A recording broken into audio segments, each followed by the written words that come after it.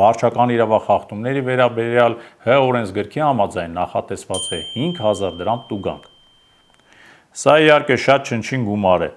նման վարչական իրավախախտման համար, եթե հաշվի առնենք, որ կշեռքի մյուս նժարին երեխայի կյանքն ու առողջությունն են։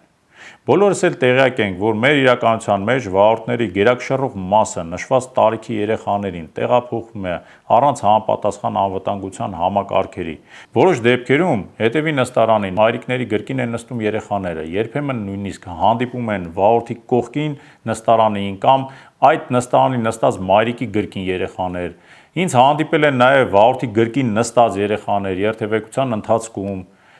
Ես պարզապես ուզում եմ բոլորիս ուշադրությունը հրավիրել այն փաստի վրա, որ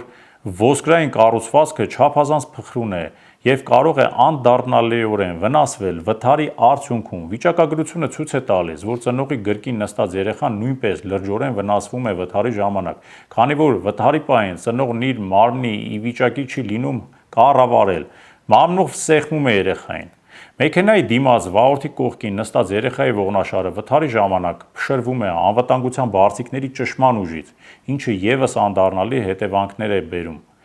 Շատ դեպքերում ծնողները որպես պատճառաբանություն բերում են քարսիթերի բարձր գինը, սակայն պետք է հաշվի առնել, թե ինչ գին կարող է վճարել դրա բացակայության դեպքում։ Ես վստահ եմ, որ մեր երկրում բոլոր ծնողներն իրապես հոգ են տանում իրենց երեխաների կյանքի և առողջության մասին, պարզապես ոչ բոլորն են տեղյակ, թե իրականում ինչպիսի վտանգներով է հղի առանց համապատասխան անվտանգության ապահովման երեխային մեքենայով փոխադրելը։